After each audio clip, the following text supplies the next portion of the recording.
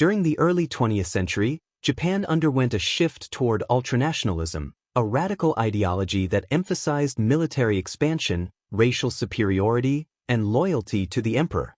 This movement played a critical role in Japan's aggressive policies, ultimately leading to the Pacific War, 1941 to 1945. 1.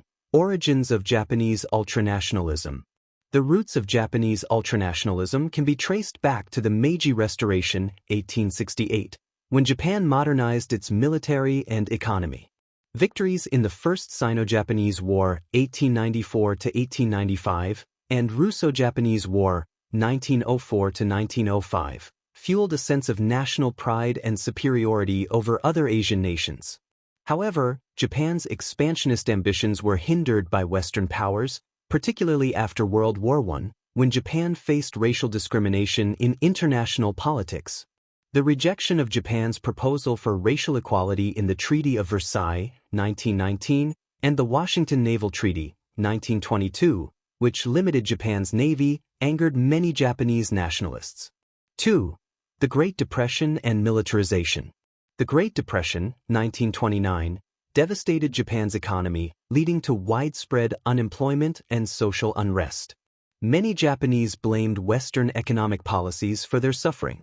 This economic crisis strengthened the influence of military factions, who argued that Japan needed to expand into resource-rich territories like Manchuria and China to ensure economic stability. By the early 1930s, military leaders gained increasing control over the government, sidelining civilian politicians. The invasion of Manchuria in 1931 marked the beginning of Japan's militaristic expansion, with the army establishing the puppet state of Manchukuo. This event was a direct violation of international law, but Japan ignored global condemnation and withdrew from the League of Nations in 1933, further isolating itself from Western influence. 3. Ultranationalist ideology and propaganda.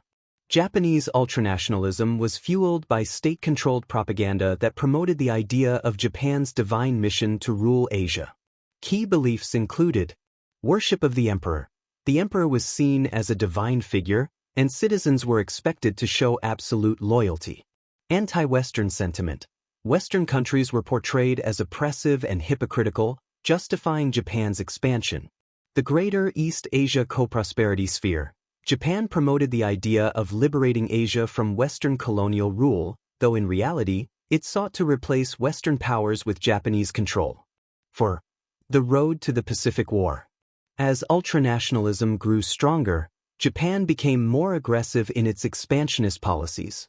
Second Sino-Japanese War, 1937 to 1945, Japan launched a full-scale invasion of China, committing atrocities such as the Nanjing Massacre.